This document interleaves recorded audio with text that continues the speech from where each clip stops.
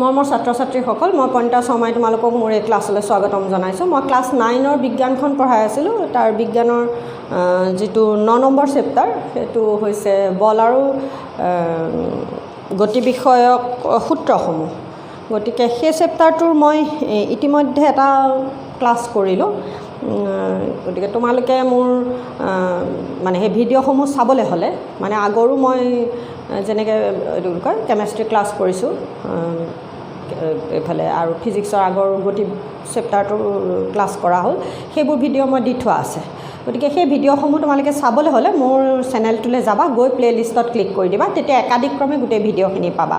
আৰু সেই ভিডিঅ'বোৰ চাবা তোমালোকে। আৰু যদি তাত কিবা বুজিবলগীয়া থাকে তেতিয়াহ'লে মোক তোমালোকে কমেণ্ট কৰি জনাবা আৰু সেইখিনি মই আকৌ পুনৰ তোমালোকক এটা ভিডিঅ'ৰ জৰিয়তে মানে বুজাবলৈ যত্ন কৰিম। আৰু যদি বুজি পাইছাও সেয়াও মোক তোমালোকে জনাবা, তেতিয়া মোৰ যে মই তোমাক বুজালে তোমালোকে বুজি পাইছা এই কথাটো মই জানিব পাৰোঁ। গতিকে আজি আমি এতিয়া তেতিয়াহ'লে চেপ্টাৰটোৰ মানে এইটো চেপ্টাৰ মোৰ 2 নম্বৰ ভিডিঅ' হ'ব। কি পঢ়িম আজি আমি যে পেজ নাম্বাৰ 160 তাৰ আগলৈকে মোৰ পেজ নাম্বাৰ 115লৈকে হৈ গ'ল। এয়া এইখিনিলৈকে হৈ গ'ল। তাৰমানে সন্তুলিত অসন্তুলিত বল আছিলে আগৰ ভিডিঅ'টো। এইবাৰ আহিছে গতি বিষয়ক প্ৰথম সূত্ৰ। গতি বিষয়ক প্ৰথম সূত্ৰ বুলি কওঁতে গতিৰ ওপৰত মানে যেতিয়ালৈকে আইজাক নিউটন আৰু গেলিলিওৱে মানে ইয়াৰ আগৰ হেৰিটোত কৈছিলোঁ যে মানে গতিৰ ওপৰত বৰ ভালকৈ ধাৰণা মানে বলৰ ওপৰত বল আৰু গতিৰ মাজত সম্পৰ্কটোৰ ওপৰত বৰ ভাল শুদ্ধ কিবা ধাৰণা এটা নাছিলে, সেইখিনি শুদ্ধ কৰিছিলে গেলিলিও আৰু ছাৰ আইজাক নিউটনে। গতিকে গেলিলিওৱে এটা কথা মানে কিছুমান কথা তেওঁ মন কৰিছিলে আৰু সেইখিনিৰ ওপৰত ভিত্তি কৰি নিউটনে পিছত মানে গেলিলিওৰ যিখিনি কথা সেইখিনিৰ ওপৰতে ভিত্তি কৰি নিউটনে গতি বিষয়ক 3টা সূত্ৰ আগবঢ়াইছিলে। এতিয়া গেলিলিওৱে মানে বল আৰু গতিৰ ওপৰত যিখিনি তেওঁ পৰীক্ষা কৰিছিলে বা যিখিনি তেওঁৰ কাৰ্যকলাপৰ পৰা কৈ থৈ গৈছিলে সেইখিনি হৈছে কেনেকুৱা কথা, আৰু সেই কথাখিনিৰ ওপৰতে ভিত্তি কৰি তাৰমানে ছাৰ আইজাক নিউটনে 3টা গতি বিষয়ক সূত্ৰ দিছে। এতিয়া কথা হ'ল গেলিলিওৱেনো কি কৰিছিলে, গেলিলিওৱেনো কেনেকুৱা ধৰণৰ কামখিনি কৰিছিলে তাৰ এটা চমু আভাস তোমালোকৰ এই প্ৰথমতে দি লৈছে আৰু সেইখিনিকে মই তোমালোকক বুজাবলৈ যত্ন কৰিছোঁ। চোৱাচোন মানে কি হৈছিলে, তেখেতে কৈছিলে যে যেতিয়া এটা বস্তু হেলনীয়া তল এখনেদি পেলাই দিয়া হয়, এটা বস্তু যেতিয়া আমি আজি কি পঢ়িম তেতিয়াহ'লে গতি বিষয়ক সূত্ৰ পঢ়িম। গতি বিষয়ক প্ৰথম সূত্ৰটো পঢ়োঁ আজি আমি। প্ৰথম সূত্ৰ সেইটো পঢ়িম আমি। তাৰ আগতে গেলিলিওৱেনো কি কৰিছিলে পৰীক্ষাত যে এখন হেলনীয়া তলেদি যদি এটা বস্তু পেলাই দিয়া হয়, এইটো এই বলটো যে এইখিনিৰ পৰা পেলাই দিয়া হৈছে, সি এই দিশত আহিব, আহি পেলাই সি কি হ'ব, তেওঁ কৈছে যে দুখন হেলনীয়া তল যদি একেধৰণে একে নতিৰে সৈতে একেটা শ্ল'পেৰে সৈতে যদি থোৱা হয় তেতিয়াহ'লে এই বলটো ওপৰৰ পৰা নামি আহোঁতে ইয়াৰ বেগ বাঢ়ে আৰু সি ইয়াত খুন্দা মাৰি বলটো ইয়াত খুন্দা মৰাৰ পিছত সি আকৌ ওপৰলৈ গতি কৰে, কৰি ক'লৈকে গতি কৰে বুলি তেখেতে কৈছিলে যে ই যিটো উচ্চতাৰ পৰা নামিছিলে মানে ইয়াৰ এইধৰণে সি যিটো উচ্চতাৰ পৰা নামিছিলে, এইখন টেবুলখনৰ ওপৰত তাৰমানে এইখন যেনিবা টেবুল, এই টেবুলখনৰ ওপৰত তাৰমানে কি কৰা হৈছে, এনেকুৱা ধৰণৰ এটা পৰীক্ষা কৰি চোৱা হৈছে। এয়া তাৰমানে এনেকৈ দুখন হেলনীয়া তল ৰখা হৈছে, এনেকৈ ৰাখি তেখেতে কি কৰিছিলে ইয়াৰ পৰা বলটো ইয়ালৈ পঠিয়াই দিলত এই টেবুলখনৰ পৰা বলটোৰ উচ্চতা যদি 10 চেণ্টিমিটাৰ তেতিয়াহ'লে কি হ'ব, এই বলটো ইয়ালৈ নামি আহোঁতে ইয়াৰ বেগ বাঢ়িব, ইয়াত খুন্দা মাৰি সি আকৌ ওপৰলৈ উঠি যাব। কিমান ওপৰলৈ যাব, এই আকৌ সি এই তলখনত সি 10 মানে একে সমান উচ্চতা পোৱালৈকে সি যাবগৈ, তেখেতে সেইটো কৈছিলে। তেখেতে এই তলখনক আৰু এইটো কেতিয়া হ'ব কৈছিলে, যদি এই তল দুখনৰ যথেষ্ট মিহি নিমজ হয়, মানে ঘৰ্ষণ বলৰ মাৰটো 0 বুলি কোনো পৃষ্ঠই নাই, কিন্তু ঘৰ্ষণ বলৰ মান আমি কমাব পাৰোঁ। কেনেকৈ কমাব পাৰোঁ, যে পৃষ্ঠ দুখন যদি আমি পিছল কৰি পেলাওঁ মিহি নিমজ লৈ তাত যদি আকৌ তেল সানি দিওঁ বা গ্ৰীজ সানি দিওঁ তেতিয়া পৃষ্ঠ দুখন যথেষ্ট মিহি নিমজ হৈ যাব, ঘৰখন বলৰ মান যথেষ্ট কমি যাব। মানে তেনেকুৱা দুখন তল লৈছে এই দুখন লৈ তেওঁ কি কৰিছিলে, এনেকৈ বলটো পেলাই দিয়াৰ লগে লগে ইয়াত আহিলে, আহি পেলাই সি ক'লৈকে যাব বুলি কৈছিলে তেওঁ, মানে সেই এই পৰীক্ষাটো কৰি তেওঁ কি দেখিছিলে যে ইয়াৰ নামি আহোঁতে ইয়াৰ বেগ বাঢ়িছে, কিন্তু সি ওপৰলৈ যাওঁতে তাৰ বেগ কমে, কিন্তু হ'লেও সি কোনটো উচ্চতালৈকে যায়গৈ, যিটো উচ্চতাৰ পৰা সি নামি আহিছিলে, সি যিটো উচ্চতাৰ পৰা নামি আহিছিলে সেই উচ্চতালৈকে সি গতি কৰে। তেতিয়া তেওঁ কি কৰিলে, এই তলখনক এইখন এনেকৈ ফিক্স ৰাখিছে, এইবাৰ বলটোক আকৌ এইখিনিৰ পৰা পৰিবলৈ দিছে, কিন্তু এই তলখনক কি কৰিলে তেওঁ এবাৰ নটিটো কিছু কমাই দিলে, এই ধৰণৰ কৰিলে। এই ধৰণৰ কৰাৰ লগে লগে যাৰ শ্লোপ কমাই দিলে, তাৰমানে কমাই দিয়াৰ লগে লগে সি আকৌ ইয়াত খুন্দা মাৰিব নহয়, মাৰি সি আকৌ এইফালে যাব নহয়, যাওঁতে সি কি হ'ব, এয়া এইখিনিত ৰ'বগৈ, এইখিনিলৈকে গতি কৰিব। তাৰপাছতে তেওঁ দেখিলে আৰু শ্লোপ কমাই দিলে, আৰু এই ধৰণে শ্লোপ কমাই দিলে, নটি আৰু কমাই দিলে। কমাই দিয়াৰ লগে লগে এইবাৰ বলটো আকৌ কি হৈছে, এয়া নটি কমাই যেতিয়া দিব ই কি হ'ব, সেই একে তাৰমানে সেই একে উচ্চতা নোপোৱালৈকে সি কি কৰিব, গতি কৰি থাকিব। সি সেই একে উচ্চতাটো নোপোৱালৈকে কি হ'ব, বলটো সেই শ্লোপ মানে যিখন হেলনীয়া তল আছিলে সেইখনেদি গতি কৰি থাকিব। এই কথাখিনি কোনে প্ৰমাণ কৰিছিলে, গেলিলিওৱে প্ৰমাণ কৰিছিলে। আৰু তাৰপাছত যদি এই শ্লোপখন, এই পৃষ্ঠখন একদম যদি অনুভূমিক কৰি দিয়া হয়, মানে এই টেবুলখনৰ ওপৰতে তাক অনুভূমিক কৰি দিয়া যদি হয়, তেতিয়া তেওঁ কি কৰিছিলে, এই বলটোৱে কি কৰিব, এই ধৰণে এটা সুষম গতিৰে, সুষম দ্ৰুতিৰে সি গতি কৰি থাকিব। কেতিয়ালৈকে গতি কৰি থাকিব, তাৰমানে প্ৰৱণতা থাকিব যে সি সেই উচ্চতাটো, এই 10 চেণ্টিমিটাৰ উচ্চতা নোপোৱালৈকে, কিন্তু অনুভূমিক হৈ যোৱাৰ লগে লগেতো সি কেতিয়াও 10 চেণ্টিমিটাৰ উচ্চতাটো নাপায়গৈ। গতিকে সি কি হ'ব, গতিশীল বস্তুটোৱে এটা সুষম দ্ৰুতিত গতি কৰি থাকিব। এই কথাখিনি গেলিলিওৱে প্ৰমাণ কৰিছিলে। মানে কথা হ'ল কি, যে এটা বলক এখন হেলনীয়া বা এটা বস্তু যদি হেলনীয়া তলেৰে বাগৰি আহিলে তাৰ বেগ তললৈ নামি আহোঁতে বাঢ়ে, আৰু যেতিয়া সি সেই তলখনৰ ওপৰলৈ উঠে তেতিয়া কিন্তু তাৰ বেগ কমে। আৰু সি কিমান উচ্চতালৈ উঠিবলৈ বিচাৰিব, সি যিমানটো উচ্চতাৰ পৰা সি নামি আহিছিলে সিমানটো উচ্চতালৈ সি গতি কৰিবলৈ চাব। আৰু যদি সেই তলখন অনুভূমিক কৰি দিয়া হয়, মাটিৰ সৈতে সমান কৰি দিয়া হয়, তেতিয়াহ'লে কি হয়, বলটো এটা নিৰ্দিষ্ট দ্ৰুতিৰে সি গৈ থাকিব। আৰু কিয় গৈ থাকিব, তাৰ উদ্দেশ্যটো কি হ'ব, সি কিয় গৈ থাকিব বিচাৰিব, কাৰণ সি সেই উচ্চতা, যিটো উচ্চতাৰ পৰা সি নামিছিলে সেই উচ্চতা লাভ কৰিব বিচাৰিব। আৰু কিন্তু এইখিনি আৰু এটা কথা, সেই উচ্চতা তেনেকৈ হ'লেতো এটা বস্তু ওপৰৰ পৰা নামি দিয়াৰ লগে লগে সি গৈয়ে থাকিব লাগে আচলতে,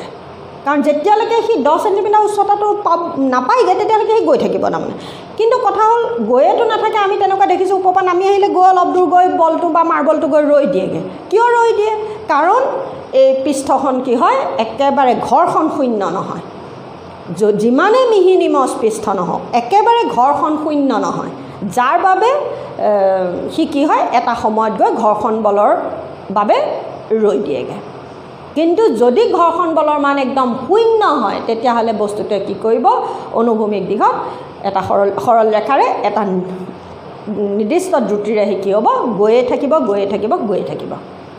আৰু সেইটোকে কিয় নহয়, কাৰণ একদম ঘৰ্ষণ শূন্য পৃষ্ঠ এখন পোৱাটো অসম্ভৱ, যাৰ বাবে বস্তুটোৱে কি হয়, এটা নিৰ্দিষ্ট দূৰত্ব অতিক্ৰম কৰাৰ পিছত ৰৈ দিয়ে। আৰু এই কথাখিনি, এই পৰীক্ষাটো কোনে কৰিছিলে,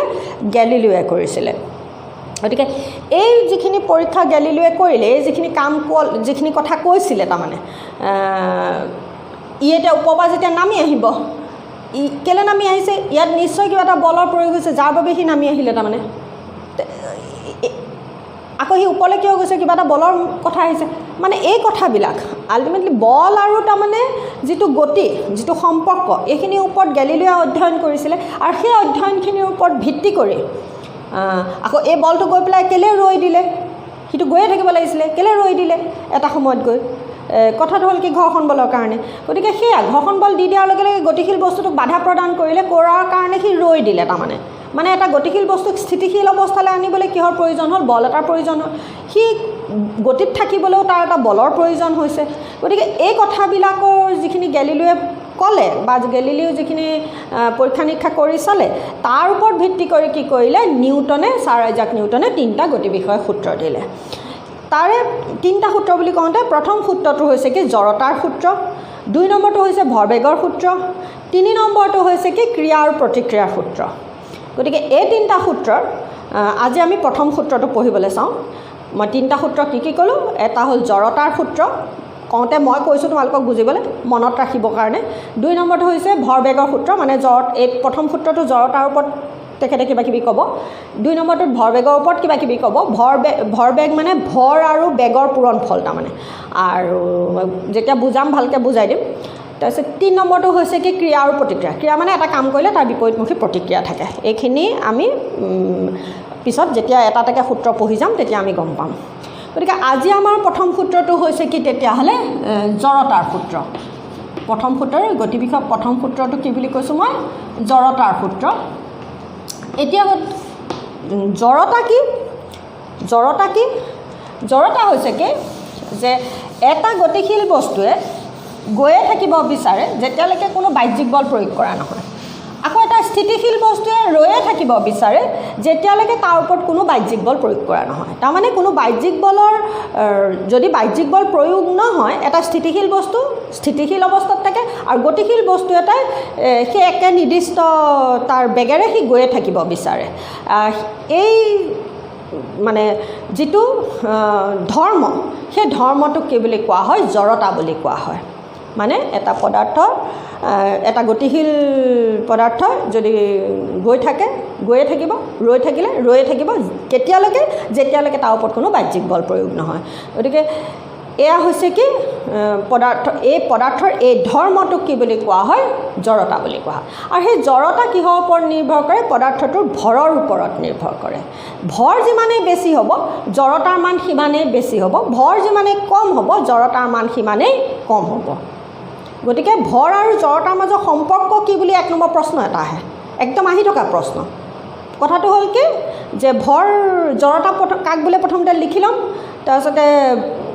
ভৰ বাঢ়িলে কি হ'ব জড়তা বাঢ়িব ভৰ কমিলে জড়তাৰ মান কমিব অৰ্থাৎ ভৰ আৰু জড়তা কি হ'ব ইটো সিটোৰ ব্যস্তানুপাতিক আৰু জড়তা হৈছে কি ভৰৰ জোখ ভৰৰ জোখকে কি বুলি কোৱা হয় জড়তা বুলি কোৱা হয় গতিকে এয়া হৈছে ভৰ আৰু জড়তাৰ মাজৰ সম্পৰ্ক এতিয়া তোমালোকৰ মনলৈ প্ৰশ্ন আহিছে ভৰ কি আকৌ ভৰ হৈছে কি একক আয়তনত থকা পদাৰ্থৰ পৰিমাণ একক আয়তন বুলি কওঁতে মই কোনোবা এটা আগৰ ভিডিঅ'ত কৈছোঁ মই তোমালোকক একক আয়তন কেনেকৈ ওলায় দিশ পূৰণ প্ৰস্থ পূৰণ উচ্চতা আয়তন উলিয়াবলৈ হ'লে দিশ প্ৰস্থ উচ্চতা পূৰণ কৰি দিলে আয়তন ওলায় কালি কেনেকৈ ওলায় দিশ আৰু প্ৰস্থ পূৰণ কৰিলে কালি ওলায় এটা পদাৰ্থ অধিকাৰ কৰা জাগাটুকুৰা কালি উলিয়াবলৈ হ'লে দিশ আৰু প্ৰস্থ পূৰণ কৰিব লাগে এটা বোলে এই বাকচটোৰ এটা বাকচ এটাৰ আয়তন উলিয়াব লাগে কিমান তাৰ আয়তন বুলি কওঁতে বাকচটোৰ দিশ প্ৰস্থ আৰু বাকচটোৰ উচ্চতা পূৰণ কৰিম তেতিয়া আয়তন ওলাব এইখিনি মই আগতে কৈছিলোঁ একক আয়তন মানে কি যদি দীঘো 1 সেন্টিমিটাৰ বা 1 মিটাৰ প্ৰস্থও 1 সেন্টিমিটাৰ বা 1 মিটাৰ আৰু যদি এইটো বুলি কয় উচ্চতাও যদি 1 সেন্টিমিটাৰ বা 1 মিটাৰ হয় তিনিওটা যোগ কৰিলে 1 পূৰণ 1 পূৰণ 1 হ'ল আল্টিমেটলি সেন্টিমিটাৰ হ'ল সেন্টিমিটাৰ কিউব হ'ল আৰু মিটাৰ হ'লে মিটাৰ কিউব হ'ল মই এইখিনি আগতে দেখুৱাইছিলোঁ তেতিয়া কি হ'ব তাৰমানে সেই আয়তনটো যদি 1 সেন্টিমিটাৰ হয় 1 সেন্টিমিটাৰ কিউব হ'ব যদি 1 মিটাৰ হয় মিটাৰ কিউব হ'ব মানে এইটো ক'ৰ পৰা আহিছে তাৰমানে 1 সেন্টিমিটাৰ পূৰণ 1 সেন্টিমিটাৰ পূৰণ 1 সেন্টিমিটাৰ তাৰমানে দিশ প্ৰস্থও 1 সেন্টিমিটাৰ উচ্চতাও 1 সেন্টিমিটাৰ তেনেকৈ 1 মিটাৰ দীঘো 1 মিটাৰ প্ৰস্থও 1 মিটাৰ উচ্চতাও 1 মিটাৰ তেতিয়াহ'লে তাৰ আয়তন কি হ'ব 1 মিটাৰ কিউব ভলিউম গতিকে এই ধৰণৰ ভলিউমক কি বুলি কোৱা হয় ইউনিট ভলিউম 1 ইউনিট ভলিউম বুলি কোৱা হয় গতিকে এই একক আয়তনত এটা পদাৰ্থৰ একক আয়তন একে এটা বস্তুৰ একক আয়তনত যিমানখিনি পদাৰ্থ থাকে একক আয়তনত থকা পদাৰ্থৰ পৰিমাণ মানে এটা বস্তুৰ একক আয়তনত কিমানখিনি পদাৰ্থ আছে কি আছে তাৰমানে এইটো এতিয়া ডাষ্টাৰটোৰ যেনিবা একক আয়তন উলিয়াবলৈ যাওঁতে মই ইয়াত এইখিনি যেনিবা 1 সেন্টিমিটাৰ এয়াও এনেকৈ 1 সেন্টিমিটাৰ এনেকৈ 1 সেন্টিমিটাৰ এই টুকুৰাটো যে মই কাটি উলিয়ালোঁ এই ডাষ্টাৰটোৰ পৰা মই এয়া উচ্চতা ধৰি ল'লোঁ মই 1 সেন্টিমিটাৰ আছে গতিকে মই কি কৰিলোঁ, এইফালেও 1 চেণ্টিমিটাৰ ল'লোঁ, আকৌ এইফালেও এনেকৈ 1 চেণ্টিমিটাৰ কৰি এনেকৈ টুকুৰা এটা উলিয়াই আনিলোঁ। এই টুকুৰাটোৰ ভিতৰত তাৰমানে ইয়াৰ মই কিমান আয়তন ল'লোঁ, 1 চেণ্টিমিটাৰ কিউব লৈছোঁ। এই 1 চেণ্টিমিটাৰ কিউবত কি আছে মানে ইয়াৰ ভিতৰত কিমানখিনি পদাৰ্থ আছে, সেই পৰিমাণকে কি বুলি কোৱা হয়, ভৰ বুলি কোৱা হয়। গতিকে একক আয়তনত থকা পদাৰ্থৰ পৰিমাণক কি বুলি কোৱা হয়, ভৰ বুলি কোৱা হয়। গতিকে সেই ভৰ যদি বাঢ়ি যায় তেতিয়াহ'লে কি হয়, জড়তা বাঢ়ে, আৰু ভৰ যদি কমে তেতিয়াহ'লে জড়তা কমে, অৰ্থাৎ ইটো সিটোৰ সমানুপাতিক। মই ইয়াৰ আগতে মুখৰ পৰা হয়তো ব্যস্তানুপাতিক ওলাইছে দেই, ভৰ আৰু জড়তা কি হৈছে, ইটো সিটোৰ সমানুপাতিক। ভৰ বাঢ়িলে জড়তা বাঢ়িব, ভৰ কমিলে জড়তা কমিব। এতিয়া কথা হ'ল, গতিকে ভৰ ক'লোঁ তোমালোকক, মই জড়তা ক'লোঁ তোমালোকক। গতিকে এয়াই হৈছে কি তাৰমানে গতি বিষয়ক প্ৰথম সূত্ৰ। গতিকে এটা গতিশীল বস্তুৰ মানে যদি মানে ধৰি ল'লোঁ এটা বল আৰু একে জোখৰ এটা শিলগুটি বা লোহাৰ বল, এটা আমাৰ যিটো প্লাষ্টিকৰ বল, আৰু প্লাষ্টিকৰ মানে একদম সৰু ল'ৰা ছোৱালীয়ে খেলে যে এটা প্লাষ্টিকৰ বল আছে, আকৌ অকণমান ডাঙৰ ল'ৰাই খেলা যিটো ফুটবল আছে, তাৰ পাছতে এটা মই ধৰি ল'লোঁ লোহাৰ বল, একে জোখৰ 3টা বল। 3টা বলৰ যিটো প্লাষ্টিকৰ একদম সৰু ল'ৰা ছোৱালীৰ যিটো প্লাষ্টিকৰ একদম সৰু ল'ৰা ছোৱালীখিনিয়ে যিটো খেলে আৰু একদম প্লাষ্টিকৰ যিটো বল, সেই বলটোৰ ভৰ তেনেই কম, তাতকৈ ফুটবলটোৰ ভৰ অকণমান বেছি, তাতকৈ যিটো লোহাৰ বল হ'ব সেইটো ভৰটো আৰু ক'বই নালাগে, সেইটোক আমি লৰচৰে কৰিব নোৱাৰোঁ। মানে ফুটবলটোৰ সমান এটা লোহাৰ বল দঙাটো আমি কল্পনাও কৰিব নোৱাৰোঁ। তাৰমানে কি হ'ল, যিটো আমাৰ প্লাষ্টিকৰ সৰু ল'ৰা ছোৱালীয়ে খেলা বল আছিলে সেইটোক মই একদম এনেকৈ দাঙি দিম, আৰু যিটো আমাৰ ফুটবল আছে তাক দাঙোতে অকণমান মই কিবা এটা অনুভৱ কৰিম মানে তাক দাঙোতে। লোহাৰ বলটোকতো মই লৰচৰে কৰিব নোৱাৰোঁ, মইতো নোৱাৰোঁ লৰচৰ কৰিব ফুটবলটো সমান লোহাৰ বলটো। আৰু যিখিনি অলপ এক্সাৰচাইজ কৰে কিবা কৰে সেইখিনিয়ে হয়তো পাৰিব, কিন্তু মই নোৱাৰিম তাৰমানে। গতিকে সেইটো কথাত মই যে নোৱাৰিলোঁ লোহাৰ বলটোত, মানে কিয় নোৱাৰিলোঁ, কথাটো হ'ল কি, যিটো প্লাষ্টিকৰ বল আছিলে একদম প্লাষ্টিকৰ বল, তাৰ ভৰ তেনেই কম, তাতকৈ ফুটবলটোৰ বেছি, তাতকৈ কি হৈছে লোহাৰ বলটোৰ বহু বেছি। আৰু সেইবাবে প্লাষ্টিকৰ বলটোৰ স্থিৰ অৱস্থাত থকাৰ যিটো প্ৰৱণতা সেইটোত একদম কম, ভৰ যিহেতুকে কম, তাৰ সেই স্থিৰ অৱস্থাত নিজকে বৰ্তাই ৰখাৰ যিটো প্ৰৱণতা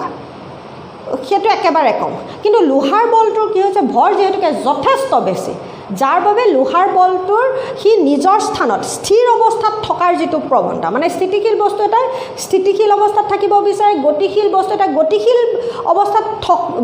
থাকিব বিচৰাৰ যিটো প্ৰৱণতা, সেই প্ৰৱণতাক কি বুলি কোৱা হয়, জড়তা বুলি কোৱা হয়। মানে পদাৰ্থৰ যি ধৰ্মৰ বাবে স্থিতিশীল বস্তু এটা স্থিতিশীল অৱস্থাত থাকে, গতিশীল বস্তু এটা গতিশীল অৱস্থাত থাকে, পদাৰ্থৰ সেই ধৰ্মকে বা সেই প্ৰৱণতাক কি বুলি কোৱা হয়, জড়তা বুলি কোৱা হয়। গতিকে যিটো প্লাষ্টিকৰ বল আছে তাৰ ভৰ কম, গতিকে তাৰ স্থিতিশীল অৱস্থাত ৰৈ থকাৰ প্ৰৱণতাটো তেনেই কম। কিন্তু লোহাৰ বলটোৰ কি হৈছে, জড়তা ভৰৰ পৰিমাণ যথেষ্ট বেছি, যাৰ বাবে তাৰ জড়তা বহু বেছি তাৰমানে, আৰু অৰ্থাৎ তাৰ স্থিতিশীল অৱস্থাত ৰৈ থকাৰ প্ৰৱণতাটো কি হয়, যথেষ্ট বেছি। গতিকে ভৰ যিমানেই বাঢ়িব তাৰমানে জড়তাৰ মান সিমানেই কি হয়, বাঢ়ি বাঢ়ি গৈ থাকে। তেনেকৈ আকৌ মই প্লাষ্টিকৰ বলটো, যিটো প্লাষ্টিকৰ বল আছিলে সেই বলটোক মই এনেকৈ লাহেকৈ মাৰি দিলে সি বহুত টকা উৰি গুচি যাব, এনেই অকণমান চুই দিলেই হ'ল সি বহুত টকা যাবগৈ। কিন্তু ফুটবলটোক মই এনেকৈ যিটো মই হাতেৰে দেখুৱাইছোঁ সেইধৰণে মাৰি দিলে সি বহুতো গুচি নাযায়, আকৌ তাক মই ভালকৈ অকণমান জোৰকৈ ঠেলি দিব লাগিব, তেতিয়া সি অলপ দূৰ যাব। এনেই তাক এনেকৈ হাতেৰে চুলে সি এনেই বলটোৰ গাতে এনেকৈ খুন্দিওৱাহে হ'ব, আৰু এনেকুৱাহে হ'ব, তাক মই আঁতৰলৈ ঠেলি দিব নোৱাৰোঁ তাৰমানে। কিন্তু লোহাৰ বলটোকতো কথাই নাহে, মই এনেকৈ মৰা মানে মই হাতত দুখ পাম, ভৰিৰে গুৰিওৱা মানে মই ভৰিত দুখ পাম, তাক মই একোৱেই কৰিব নোৱাৰোঁ, একোৱে কৰিব নোৱাৰোঁ। কিন্তু ফুটবলটোক হয়তো মই এনেকৈ মাৰিলে সি সেইখিনিতে অকণমান লৰচৰ কৰিব, আৰু সি ঘূৰণীয়া বস্তু নহয়, সি অকণমান লৰচৰ কৰি দিব, গুচি নগ'লেও সি কিবা এটা সেইখিনিতে লৰচৰ কৰিব, মানে এনেই খুন্দিওৱা লৰচৰ কৰাই দিয়াৰ নিচিনা হ'ব। গতিকে এই ক্ষেত্ৰত তাৰমানে সেই স্থিতিশীল অৱস্থাৰ তাৰ যিটো অৱস্থা, সি তাক লোহাৰ বলটোৱে কি কৰিছে, একদম যথেষ্ট বেছি, মানে স্থিতিশীল অৱস্থাত তাক নিজকে ৰাখিবৰ যিটো প্ৰৱণতা সেইটো যথেষ্ট বেছি, অৰ্থাৎ জড়তাৰ জোখ যথেষ্ট বেছি। গতিকে ভৰ যিমানে বাঢ়িব তাৰমানে সিমানে কি হ'ব জড়তাৰ মান বাঢ়িব তেনেকৈ সেই বলকেইটাই মই ধৰি ল'লোঁ কোনোবাই সিফালৰ পৰা ঠেলা মাৰি দিছে 3টা বল প্লাষ্টিকৰ বলটোও কোনোবাই মোলৈ ঠেলা মাৰি দিছে ফুটবলটোও ঠেলা মাৰি দিছে লোহাৰ বলটো কোনোবাই সেইফালৰ পৰা ঠেলি দিলে অলপ হৃষ্টপুষ্ট মানুহ এজনে ঠেলি দিছে আহি আছে সি মোৰ দিশলৈ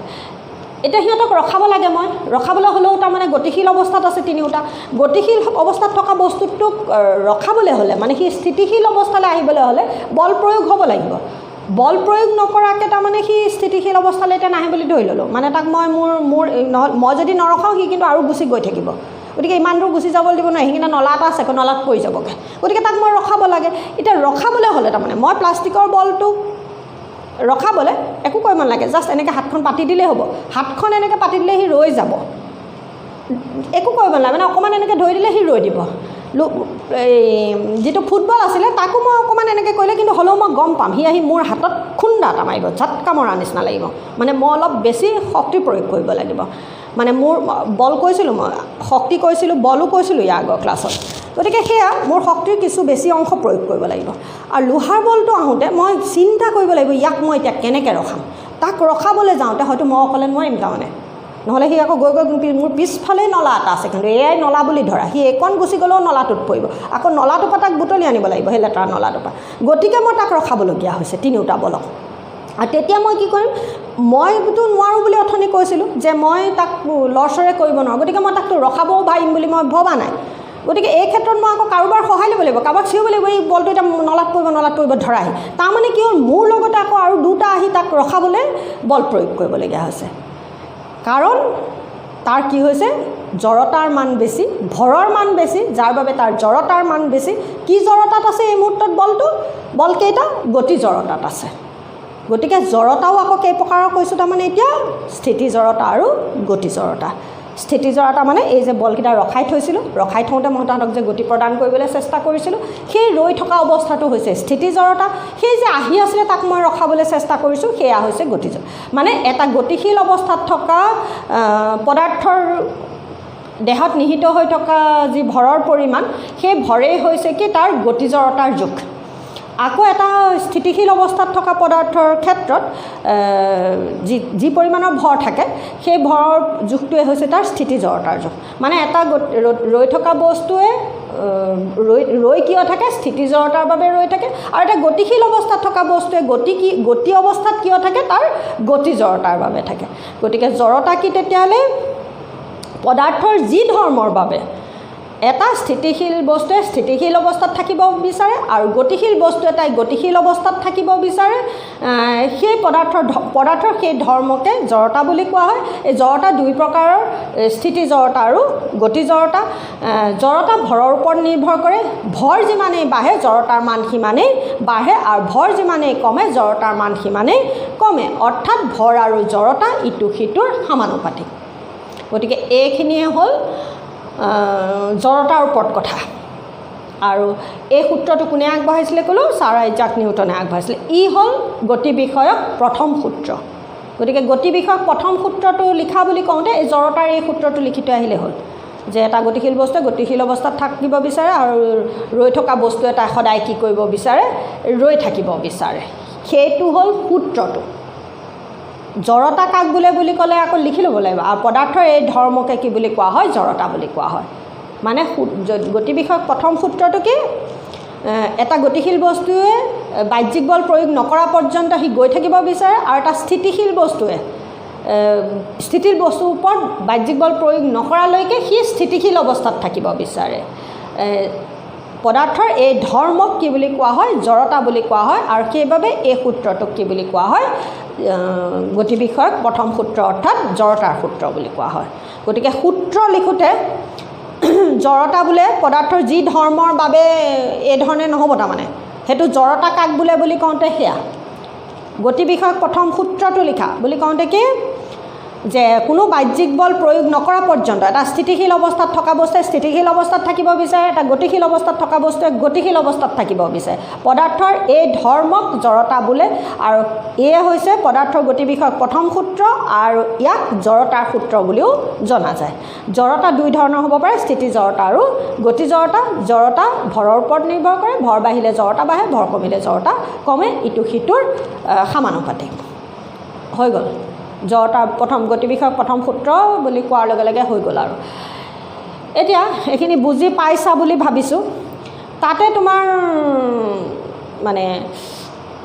কিতাপৰ সেইখিনিতে প্ৰশ্ন কেইটামান আছে আকৌ, যে প্ৰশ্নকেইটা কি হৈছে যে একদম আহি থকা প্ৰশ্ন, আকৌ একদম আহি থকা। তাৰমানে 9ৰ পৰীক্ষা মই বাৰে বাৰে কৈছোঁ, বৰ্ডৰ পৰীক্ষা হ'ব।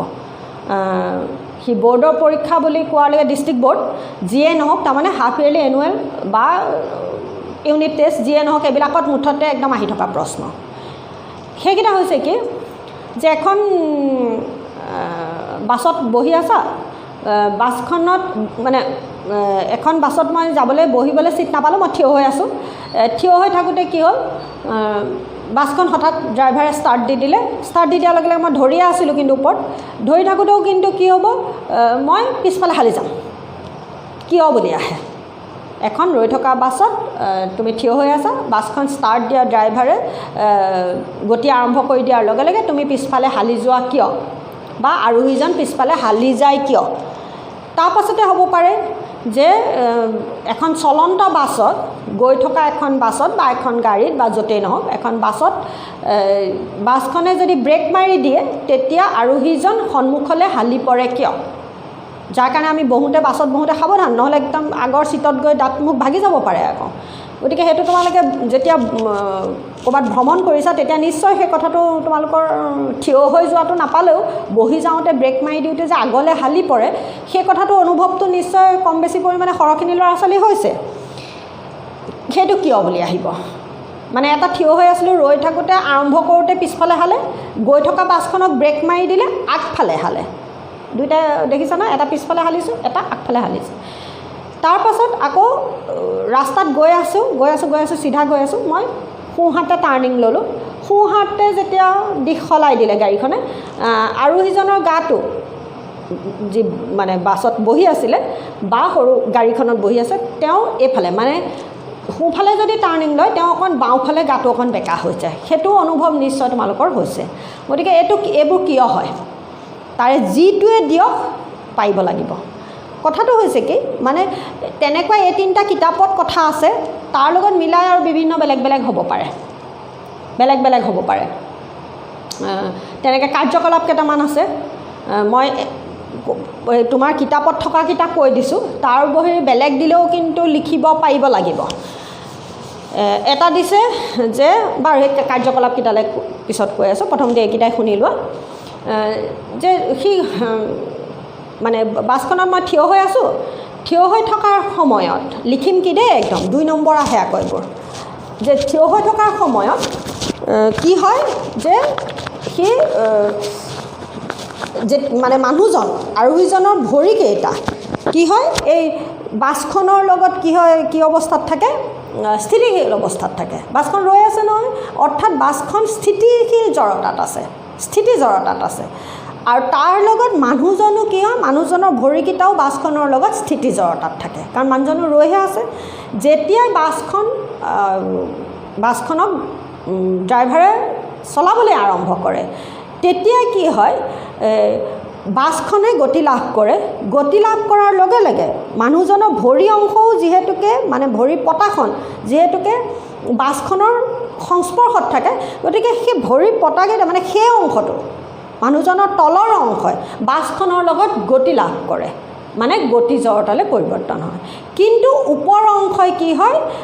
তাৰ স্থিতিশীল অৱস্থাটো বৰ্তাই ৰাখিব বিচাৰে, কাৰণ পদাৰ্থৰ যি ধৰ্মৰ বাবে এটা স্থিতিশীল বস্তু স্থিতিশীল অৱস্থাত থাকিব বিচাৰে, গতিশীল বস্তু এটা গতিশীল অৱস্থাত থাকে, সেইটো জড়তা আছিলে। গতিকে গোটেই মানুহজনী মই কি অৱস্থাত আছিলোঁ, স্থিতি জড়তাত আছিলোঁ। যেতিয়া বাছখন চলিবলৈ আৰম্ভ কৰিলে, কৰাৰ লগে লগে বাছখনে গতি জড়তা লাভ কৰিলে, আৰু তাৰ সমানে সমানে মোৰ তল অংশয়ো তাৰমানে ভৰি অংশই কি লাভ কৰিলে গতি জড়তা লাভ কৰিলে কিন্তু মোৰ ওপৰৰ অংশৰ প্ৰৱণতাটো কি থাকিব সি স্থিতিশীল অৱস্থাতে স্থিতি জড়তাত থাকিব বিচাৰিব যাৰ বাবে সি নিজ স্থানতে থাকিব বিচৰাৰ কাৰণে মই নিজ স্থানতে থাকিব বিচৰাৰ কাৰণে মই কি হয় কাৰণ মোৰ এই চোৱা তলচোৱা গুচি গ'ল নহয় এনেকুৱা আছিলোঁ তলচোৱা গুচি গ'ল মানে এটুকা গুচি গ'ল এনেকুৱা হৈ গ'লোঁ মানে কথা হ'ল সেইটো মানে এইকণ লিখিলে 2 এয়াই লিখিলে 2 যে যেতিয়া বাছ মানে কথাটো লিখি লিব লাগিব লাগে যেতিয়া বাছখনত মানুহজন থিয় হৈ আছিলে মানুহজনৰ তল অংশ আৰু যেহেতু মানুহজন আৰু বাছখন সেই মুহূৰ্তত কি অৱস্থাত আছে স্থিতিশীল অৱস্থাত তাৰ স্থিতি জড়তাত আছিলে যেতিয়াই চালকজনে চলাবলৈ আৰম্ভ কৰি দিয়ে তেতিয়া বাছখনে গতি লাভ কৰে অৰ্থাৎ গতি জড়তা লাভ কৰে আৰু তাৰ সমানে সমানে মানুহজনৰ বা আৰোহীজনৰ তল অংশয়ো কি হয় গতি জড়তা লাভ কৰে কিন্তু ওপৰৰ অংশই স্থিতি জড়তাৰ বাবে তেওঁ পূৰ্বৰ অৱস্থাতে থাকিব বিচাৰে যাৰ বাবে তেওঁ পিছফালে কিছু হালি যায় আৰু লাহে লাহে আকৌ সিও গতি জড়তাত গুচি যেতিয়া যায়গৈ তেতিয়া সি আকৌ চিধা হৈ যায় আৰু হঠাৎ তাৰমানে ঝাটকা এটা মাৰি পিছফালে যায় তেনেকৈ বহি থকা মানে চলন্ত বাছ এখনত বহি থাকোঁতে কি হয় মানুহজন বাছখনৰ লগতে গোটেই মানুহজন কি হয় গতি জড়তাত থাকে গতিশীল অৱস্থাত থাকে অৰ্থাৎ গতি জড়তাত থাকে যেতিয়াই চালকে ব্ৰেক মাৰি দিয়াৰ লগে লগে বাছখন ৰৈ দিয়ে বাছখন ৰৈ যোৱাৰ লগে লগে বাছখনৰ লগত সংলগ্ন মানুহ আৰোহীজনৰ তলৰ অংশ কাৰণ চিটত বহি আছে নহয় কঁকালৰ পৰা তলৰ অংশহে বহি থাকিব গতিকে সেই কঁকালৰ পৰা তলৰ অংশ মানে বাছখনত যেতিয়া চালকে ব্ৰেক প্ৰয়োগ কৰে তেতিয়া বাছখনৰ লগত সংলগ্ন মানুহজনৰ তলৰ অংশৰ বাছখনৰ সমানে সমানে কি লাভ কৰে স্থিতিশীল অৱস্থালৈ আহি যায় অৰ্থাৎ স্থিতি জড়তা লাভ কৰে কিন্তু ওপৰৰ অংশটোৱে গতি জড়তাৰ বাবে সি যি দিশত গৈছিলে সেই দিশত গৈ থাকিব বিচাৰে আৰু সেইবাবে মানুহজন কি হয় আগফালে হালি পৰে একদমেই সহজ তাৰমানে কোনখিনি গতি জড়তাত আছিলে কোনখিনি স্থিতি জড়তালৈ গ'ল কোনখিনি স্থিতি জড়তাৰ পৰা কোনখিনি গতি জড়তালৈ গ'ল এই কথাখন ক'ব পাৰিলেই হৈ যাব মই একদম পাৰিবা বুলি ভাবিছোঁ মই কি ক'লোঁ থিয় হৈ থাকোঁতে কি ক'লোঁ বাছখনৰ লগত মানুহজন স্থিতিশীল অৱস্থাত আছিলে অৰ্থাৎ স্থিতি জড়তাত আছিলে যেতিয়াই চলাবলৈ আৰম্ভ কৰি দিলে তেতিয়া বাছখনে গতি লাভ কৰিলে অৰ্থাৎ গতি জড়তা লাভ কৰিলে তেতিয়া আৰোহীজনৰ তল অংশয়ো গতি জড়তাত বাছখনৰ লগতে গতি জড়তা লাভ কৰিব কিন্তু ওপৰৰ অংশই তাৰ স্থিতি জড়তাৰ বাবে স্থিতিশীল অৱস্থাটো বৰ্তাই ৰাখিব বিচাৰিব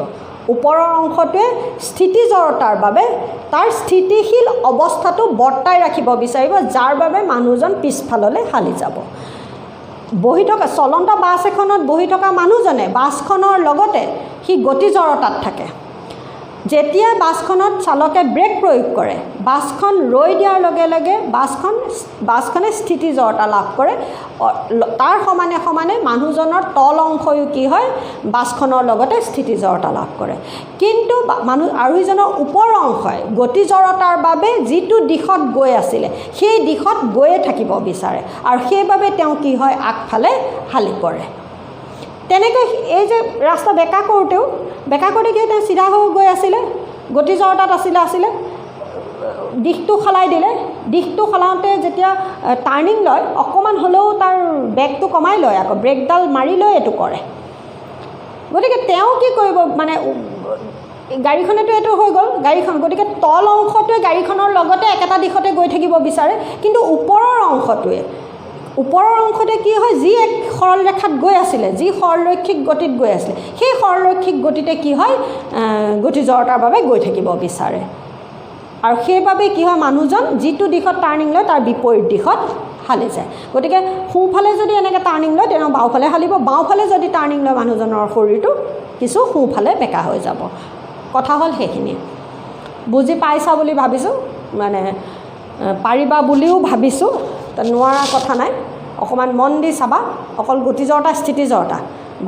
মানে গতিশীল বস্তুত থকা জড়তাক গতি জড়তা আৰু স্থিতিশীল অৱস্থাত থকা খিনিক স্থিতি জড়তা বুলি কোৱা হয় তাৰপাছত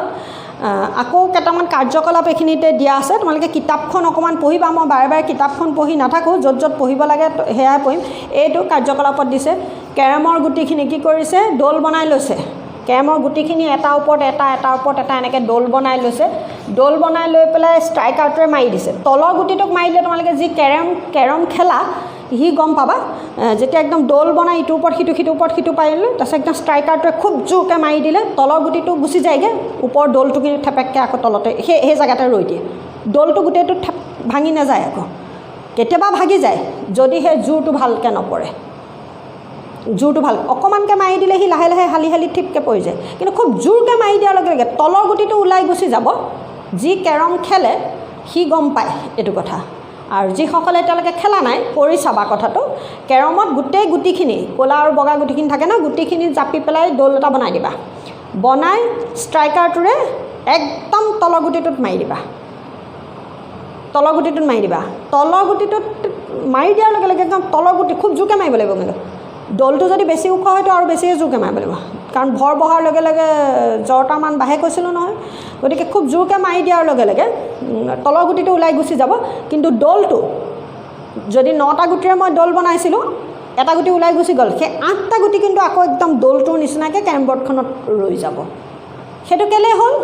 বুলি যদি প্ৰশ্ন সোধে, কিয় হ'ব? গোটেই দৌলটোৰ যি 8টা গুটি আছিলে, 9টা গুটি আছিলে, সেই গোটেইকেইটা স্থিতিজৰতাৰ বাবে স্থিতিশীল অৱস্থাত আছিলে। যেতিয়া তাক মই ষ্ট্ৰাইকাৰটোৰে খুন্দিয়াই দিলোঁ, খুন্দিয়াই দিয়াৰ লগে লগে তলৰ গুটিটোৱে কি হ'ল, ষ্ট্ৰাইকাৰটোৰ লগতে গতিজৰতাত গুচি গ'লগৈ। ষ্ট্ৰাইকাৰটোৰ লগতে সি গতিজৰতা লাভ কৰিলে, গতি গুচি গ'লগৈ। তাক কাৰণ বল প্ৰয়োগ কৰিলোঁ নহয়, সি গতিজৰতা লাভ কৰিলে। কিন্তু বাকী ওপৰৰ গুটিকেইটাই কি হ'ব, স্থিতিজৰতাৰ বাবে তাৰ স্থিতিশীল অৱস্থাটো বৰ্তাই ৰাখিব বিচাৰিব, আৰু সেইবাবে সিহঁতি কি হ'ব,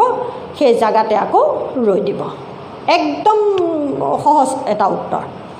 বুজি পাইছা বুলি ভাবিছোঁ। মানে ষ্ট্ৰাইকাৰটোৱে তলৰ গুটিটোক বল প্ৰয়োগ কৰাৰ লগে লগে সি গতিজৰতা লাভ কৰিলে, গতিকে সি গতিত গুচি গ'লগৈ, এটা গতি লাভ কৰি দিলে। কিন্তু ওপৰৰ গুটিকেইটাই তাৰ স্থিতিশীল অৱস্থাটো বৰ্তাই ৰাখিব বিচাৰিব। কাৰ কাৰণে? স্থিতি জড়তাৰ বাবে। সেই শব্দবোৰ লিখিব লাগিব, তাৰমানে স্থিতি জড়তাৰ বাবে স্থিতিশীল অৱস্থাটো বৰ্তাই ৰাখিব বিচাৰে, যাৰ বাবে সি আকৌ সেই স্থানতে ৰৈ দিব। তাৰপাছতে আহিছে এইফালে আৰু এটা, মানে এইকেইটা আৰু কিতাপত যিকেইটা আছে তেনেকুৱা বেলেগো দিব পাৰে দেই। বেলেগ কিবা দিলেও অকণমান এপ্লিকেশ্যনৰ কেতিয়াবা প্ৰশ্নও দিয়ে তাৰমানে। তেনেকৈ এই কাৰ্যকলাপটোত কি কৈছে, এনেকৈ গিলাচ এটা লৈছে, লৈ পেলাই তাৰ ওপৰত এখন কাৰ্ডবৰ্ড দিছে। কাৰ্ডবৰ্ডখনত কি কৰিছে, এটা মুদ্ৰা থৈ দিছে। 5 টকীয়া মুদ্ৰাটো অকণমান শকত হয়, আৰু 1 টকীয়া মুদ্ৰাটো আকৌ অকণমান পাতলা হয়, তাৰ ভৰ কম হয় আকৌ। গতিকে ইয়াক কি কৰিছে, সেইটো দুবাৰ, মানে এবাৰ 5 টকীয়া মুদ্ৰা, এবাৰ 1 টকীয়া মুদ্ৰাটো লৈ কৰিছে। আকৌ 10 টকীয়া মুদ্ৰা এটাও পায় আজিকালি, সেইটো মানে বেলেগ বেলেগ মুদ্ৰালৈ কৰি চাবলৈ কৈছে। কৰোঁতে ইয়াক কি কৰিবলৈ কৈছে, গিলাচটো আছে, ইয়াৰ ওপৰত এখন আছে, কাৰ্ড ইয়াতে সোঁমাজতে পইচাটো আছে। এই কাৰ্ডখনক খুব জোৰকৈ মই এনেকৈ টুকুৰিয়াই দিলোঁ। এনেকৈ টুকুৰিয়াই দিয়াৰ লগে লগে কাৰ্ডখন উফৰি গুচি যাব। এই ডাঠ কাগজে এই কাগজখন উফৰি গুচি যাব, কিন্তু এই পইচাটো কি হ'ব, ইয়াত পৰি যাব। কাৰ্ডখনৰ লগতে পইচাটো গুচি নাযায় তাৰমানে। সেই একে কেৰমৰ গুটিৰ নিচিনা। যেতিয়া কাৰ্ডখনক টুকুৰ মাৰি দিয়া হ'ল, টুকুৰ মাৰি দিয়াৰ লগে লগে কি হ'ল, কাৰ্ডখনে গতিজড়তাৰ বাবে সি গতি লাভ কৰে। কিন্তু মুদ্ৰাটোৱে স্থিতি জড়তাৰ বাবে তাৰ স্থিতিশীল অৱস্থাটো সেই স্থানতে বৰ্তাই ৰাখিব বিচাৰে, যাৰ বাবে মুদ্ৰাটো কি হয়, কাৰণ এইখিনিতেহে সি ৰৈ আছিলে। এতিয়া কাৰ্ডখন থকাৰ কাৰণে সি ইয়াত ওপৰত উঠি আছিলে, কাৰ্ডখন গুচি যোৱাৰ লগে লগে সি তললৈ পৰি গ'ল তাৰমানে। কিন্তু সি সেই স্থানতে থাকিব বিচাৰে, যাৰ বাবে সি কাৰ্ডখনৰ লগতে গুচি নাযায়। কিন্তু সেইটো বৰ লাহেকৈ মাৰিলে নহ'ব আকৌ দেই, সেইটোও জোৰকৈ মাৰিব লাগিব, তেতিয়াহে এইটো পৰীক্ষা কৰি চাব পাৰিবা, কৰি চাবা এইটো। আৰু এই ক্ষেত্ৰত যদি 5 টকীয়া মুদ্ৰা হয়, তুমি অলপ বেছিয়ে জোৰকৈ মাৰিব লাগিব। যদি 1 টকীয়া মুদ্ৰাটো হয়, তাতকৈ অলপ কম বল প্ৰয়োগ কৰিলেও হ'ব, কাৰণ 5 টকীয়া মুদ্ৰাটোৰ ভৰ বেছি, জড়তাৰ মান বেছি। কিন্তু 1 টকীয়া মুদ্ৰাটোৰ যিহেতুকে পাতল, সি তাৰ ভৰ কম, গতিকে সি পাতল, আৰু সেইবাবে প্ৰয়োগ কৰা বলৰ মানো অলপ কম কৰিলেই হ'ব। তাৰপাছতে আহিছে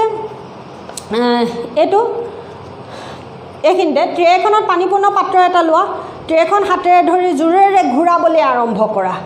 ট্ৰেখনত পানী গিলাচ এটা ল'লোঁ, লৈ কি কৰিছে, খুব ঘূৰাবলৈ কৈছে। ঘূৰালে কি হয় আমিতো জানো, আৰু পানীবোৰ ফৰি ফৰি পৰে। কিয় পৰে? কাৰণ ঘূৰাই দিয়াৰ লগে লগে ট্ৰেখন ঘূৰাইছোঁ মানে ট্ৰেখনে গতিজড়তাৰ বাবে গতি লাভ কৰিছে, কিন্তু পানীখিনিয়ে তাৰ নিজ স্থানতে থাকিব বিচাৰিব। তাৰ ওপৰত থকা গিলাচটোত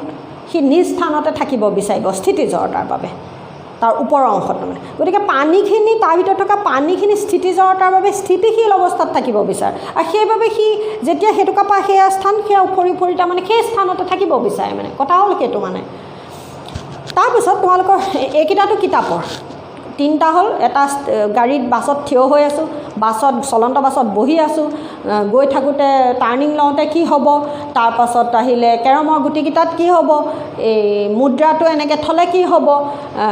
ট্ৰেট গিলাচ এটা লৈ পানী ঘূৰালে কি হ'ব কিয় হ'ব এইখিনিতো পাৰিবা বুলি ভাবিছোঁ তাৰ লগত কি আহিব কেতিয়াবা কৈছোঁ নহয় বেলেগ দি দিব বেলেগ এটা সাধাৰণতে দেখি থকা এটা বেলেগ প্ৰশ্ন মানে কিতাপত নাই তোমালোকক আহে আৰু সেইটো এপ্লিকেশ্যনৰ প্ৰশ্ন আচলতে এতিয়াতো মই কৈ দিয়াৰ লগে লগে সেইটো এপ্লিকেশ্যন নহ'ল আৰু সেইটো আচলতে নহ'ল কিন্তু তাৰ লগত মিলা আৰু আছে মই নকওঁ কিন্তু সেইকেইটা অকণমান আহিলে নিজে চিন্তা কৰিবা যদি নোৱাৰা তেনেকুৱা কিবা প্ৰশ্ন তেতিয়া মোক সুধিবা এটা একদম আহি থকা প্ৰশ্ন আচলতে আগৰ কিতাপতে আছিলে এতিয়া সেইটোক আৰু কিতাপত নাই এপ্লিকেশ্যনৰ প্ৰশ্ন বুলি ধৰা হয় মানে কি হয় আমি যেতিয়া কাৰ্পেটে হওক বা লেপ বা কম্বল যেতিয়া আমি ৰ'দত দিওঁ ৰ'দত যেতিয়া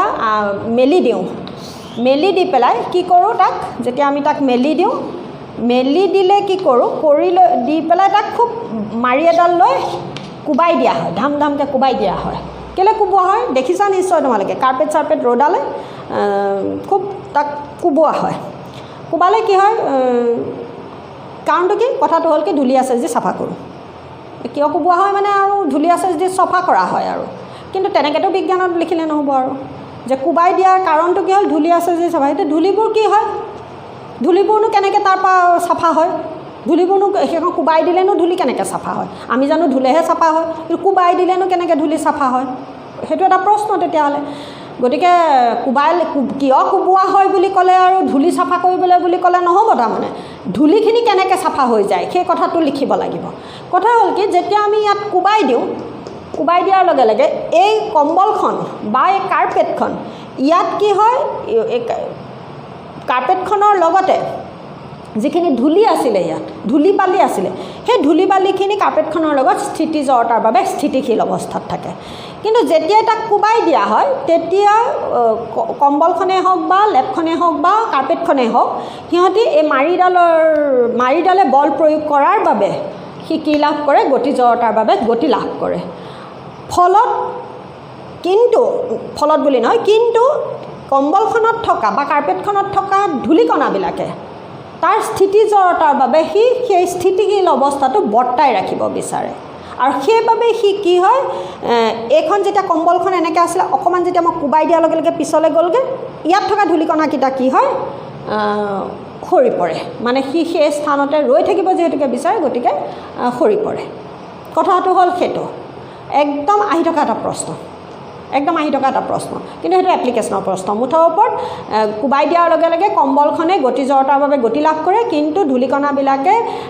স্থিতি জড়তাৰ বাবে সেই স্থানতে স্থিতিশীল অৱস্থাত থাকিব বিচাৰে যাৰ বাবে ধূলিকণাবিলাক কি হয় কম্বলখনৰ পৰা আঁতৰি পৰে কথাটো ইমানটো লিখিলে কেতিয়াবা সি আকৌ বতাহত ধূলিৰ নিচিনাকৈ উৰিও যায় আকৌ মাৰি দিওঁতে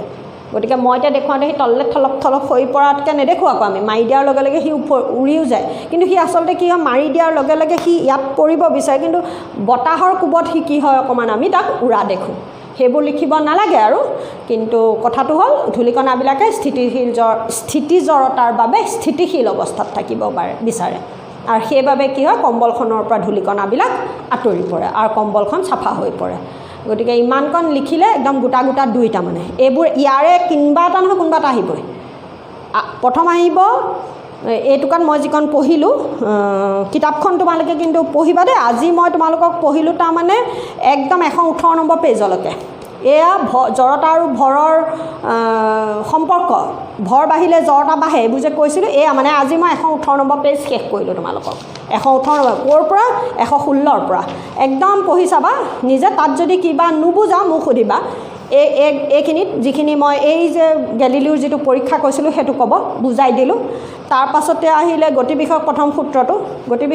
সূত্ৰটো তাৰমানে এইখিনিতে বৰকৈ প্ৰশ্ন নাহে প্ৰশ্ন এইখনতে কি আহিলে